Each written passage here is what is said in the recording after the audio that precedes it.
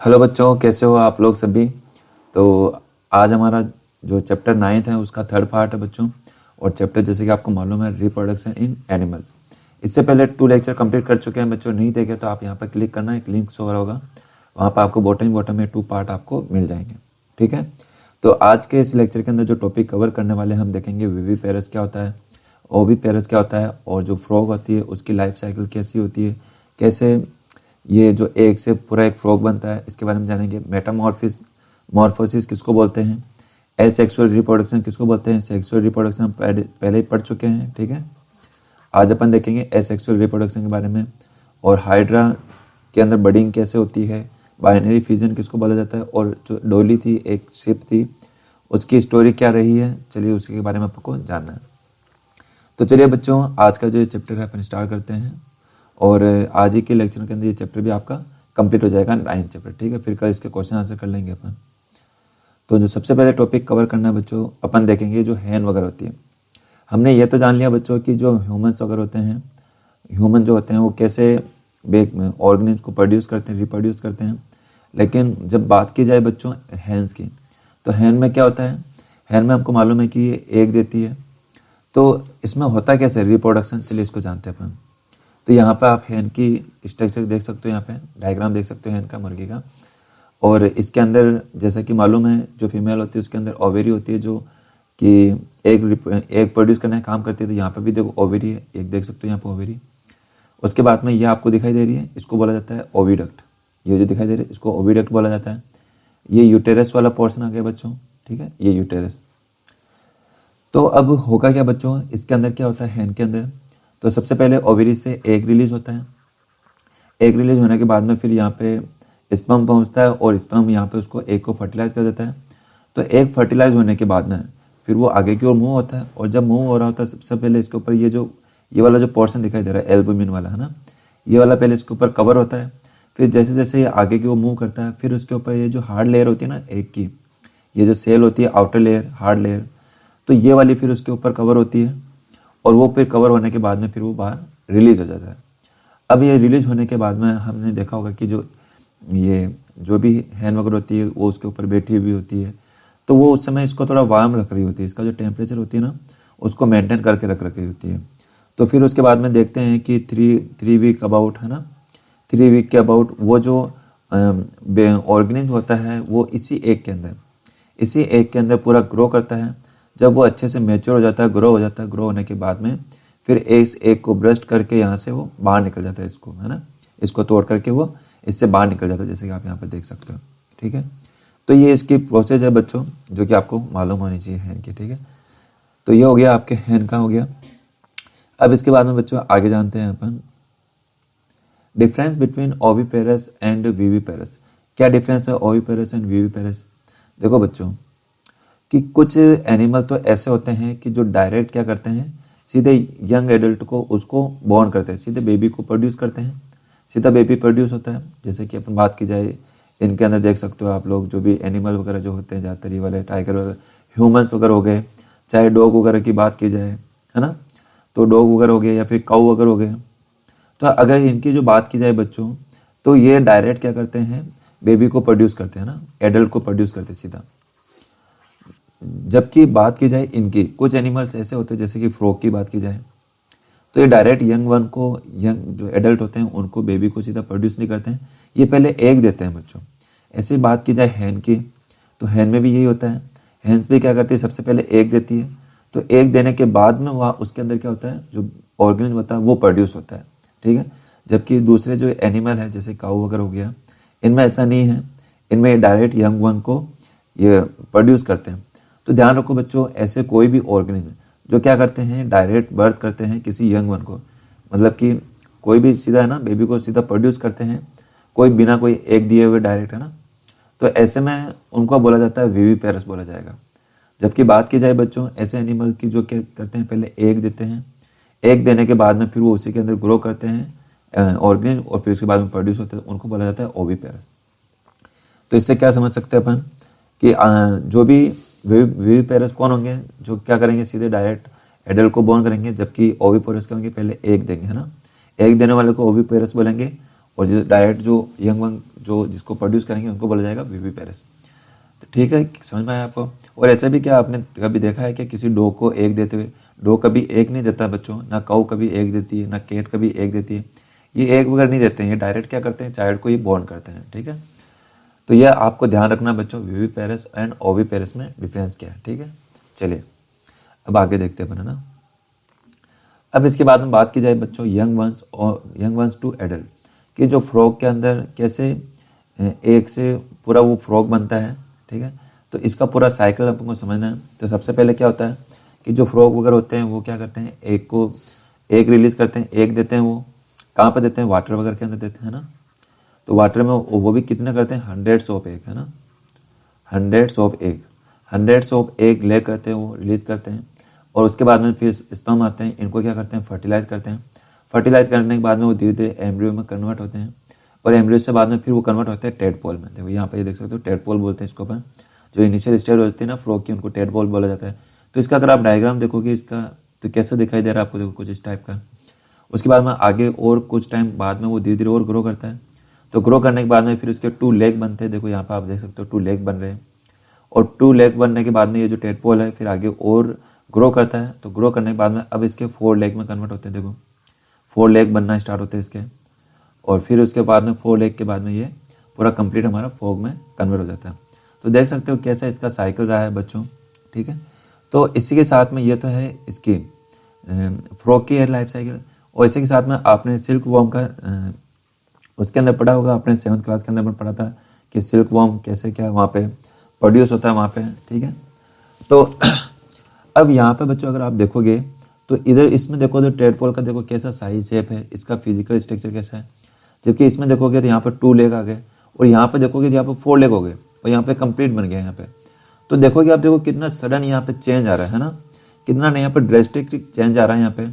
तो ध्यान रखो, जब कभी भी किसी भी ऑर्गेनिज्म के अंदर जब इस तरह से चेंज आए, उसी फिजिकल उसकी स्ट्रक्चर में काफ़ी हद तक चेंज आता है, तो ये जो प्रोसेस होती है बच्चों, इसको बोला जाता है मेटामॉर्फोसिस बोला जाएगा। क्या बोला जाएगा, मेटामॉर्फोसिस।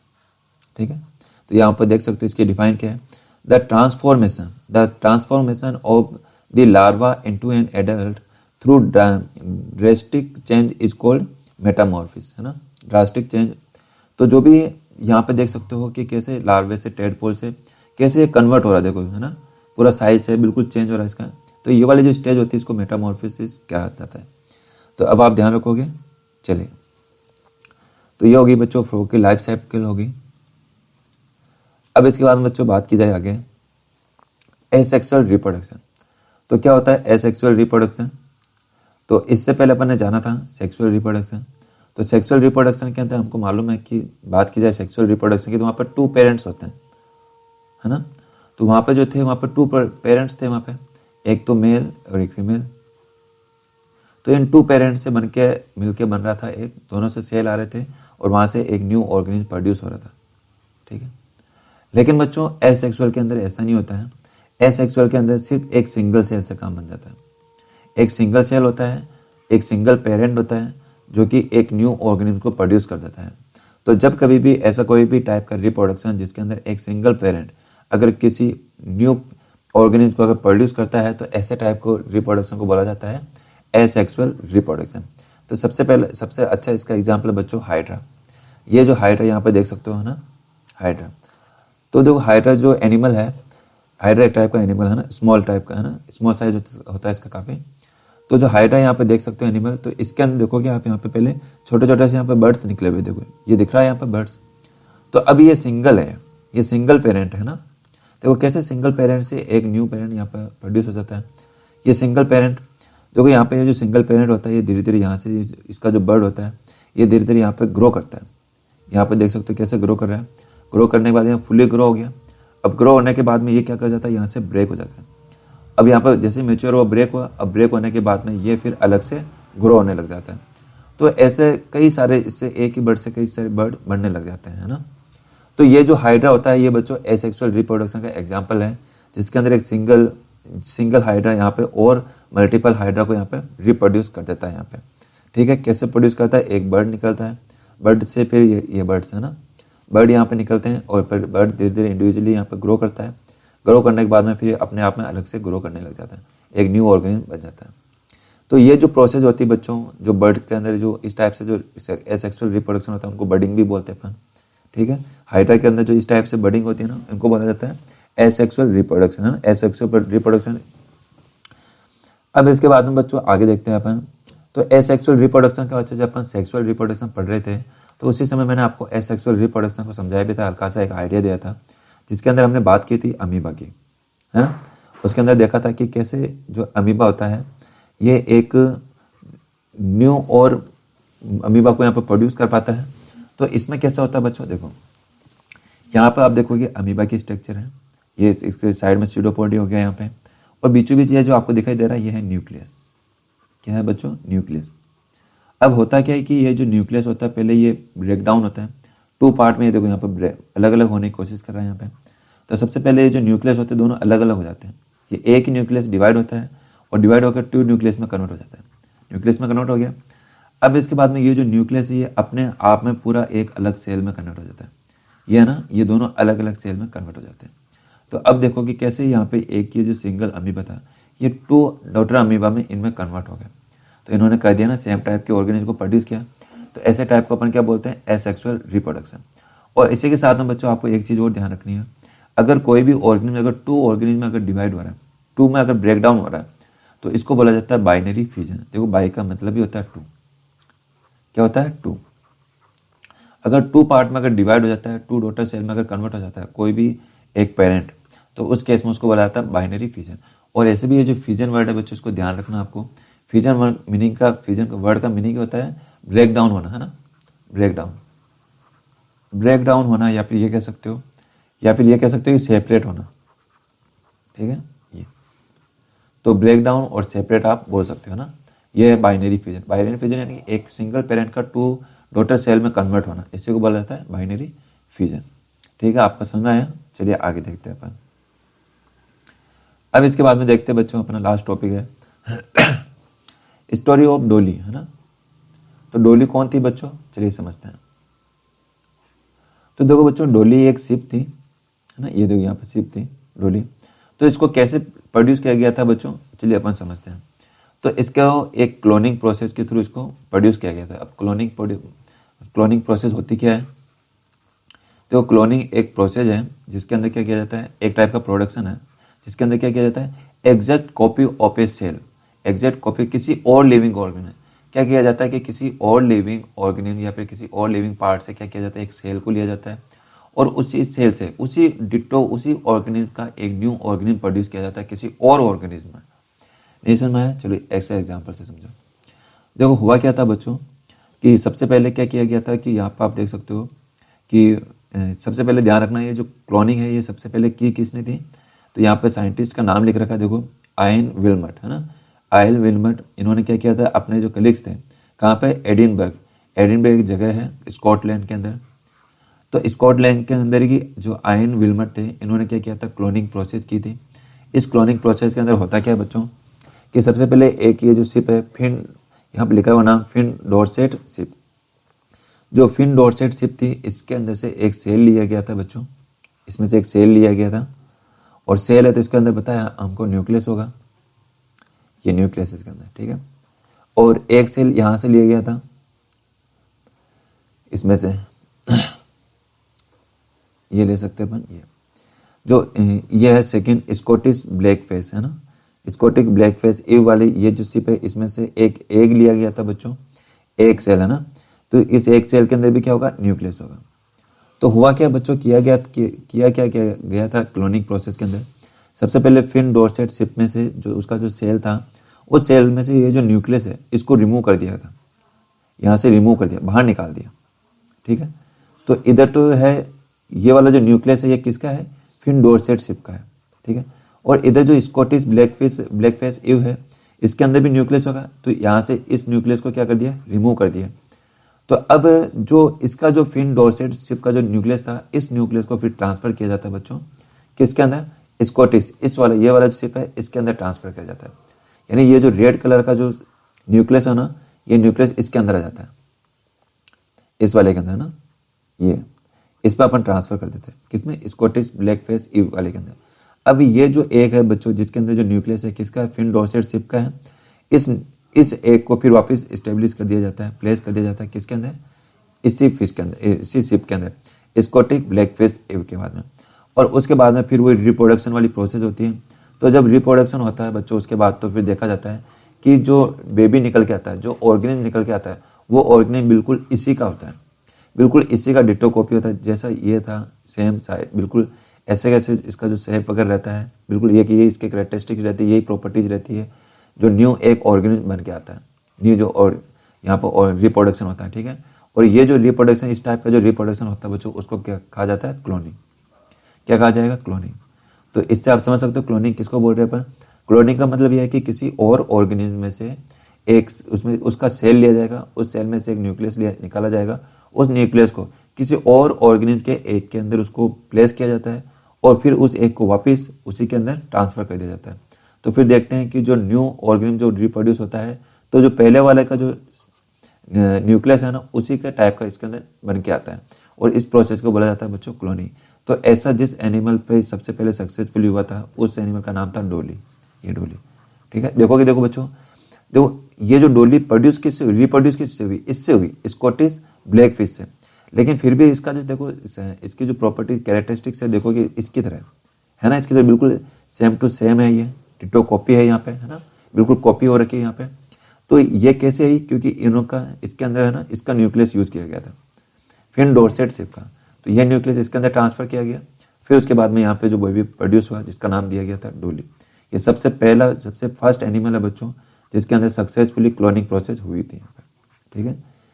तो ये हो गया बच्चों अब आपका चैप्टर कंप्लीट, ठीक है। अब आपको कॉपी में क्या नोट करना है, चलो मैं आपको बता देता हूँ। तो इसके अंदर क्या करोगे बच्चों,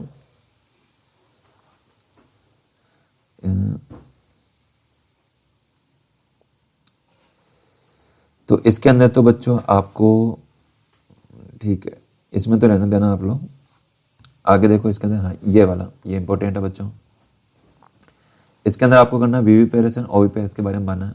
ये the animal which give birth to young ones are called viviparous animals, those animals which lay egg are called oviparous animal. और इसके बाद में एग्जाम्पल लिखोगे आप लोग, एग्जाम्पल आप लोग लिख लेना। देखो विविपेरस के एग्जाम्पल क्या लिखोगे आप लोग, विविपेरस के लिख देना डॉग काउ एंड कैट। किसके, विविपेरस के, इसके, है ना। विविपेरस में एग्जाम्पल लिखोगे डॉग काउ कैट। और ओविपेरस के एग्जाम्पल क्या लिखोगे आप लोग, ये लिख देना फ्रॉग लिख देना और हैन लिख देना, ठीक है। एग्जाम्पल लिखना, एग्जाम में पूछे जा सकते हैं। इसके बाद में इसके अंदर, यहाँ इसके अंदर ये एक प्रोसेस ध्यान रखना बच्चों, डिफाइन कि द ट्रांसफॉर्मेशन, है ना, the transformation of the larva into an adult through drastic change is called Metamorphosis. उसके बाद में आगे, यस इसमें भी आपको करना है, एसेक्सुअल रिप्रोडक्शन के अंदर type of reproduction in which only a single parent is involve is called asexual reproduction. उसके बाद में ये भी बडिंग की डिफाइन है, देखो since new individual develop from the birds in hydra this type of asexual reproduction is called budding. ये diagram बना देना बडिंग का। और इसके बाद में इसके अंदर बच्चों, ठीक है, ये यहाँ पर the type of asexual reproduction in which an animal reproduce by division, है ना, ये डिवाइड बाइनरी फ्यूजन की डिफाइन, ये कर लेना। और ये अगर बच्चों अगर अमीबा की अगर आपने डायग्राम बना रखा तो वापस बनाने की जरूरत नहीं है आपको, नहीं बना रखा तो ये डायग्राम बना लेना वापस, ठीक है। ये चीज़ ये लिख लेना इसका अमीबा के अंदर, बाइनरी फ्यूजन के अंदर। और ये इसमें भी कर लेना थोड़ा, cloning is the process production of exact cell, ये ठीक है। और ये किसने की थी सबसे पहले, ये नाम भी याद रखना, आयन वॉलनट बेस। ये और ये लिख लेना डोली वाज बोर्न ऑन, ये डेट याद रखना बेस, ठीक है। तो ये हो गया बच्चों आपका चैप्टर कंप्लीट। आई होप आपने काफ़ी कुछ सीखा होगा, काफ़ी कुछ जाना होगा। तो बच्चों ये चैप्टर कंप्लीट कर लेना आप लोग, अपनी कॉपी में कंप्लीट कर लेना, कल इसके क्वेश्चन आंसर अपन करवा लेंगे, ठीक है। तो वीडियो अच्छी लगी तो बच्चों जरूर इस वीडियो को लाइक करना, अपने फ्रेंड वगैरह के साथ में भी शेयर करना, उनको भी बताना पढ़ने के लिए। तो आज के लिए इतना ही करते हैं, okay bye and take care.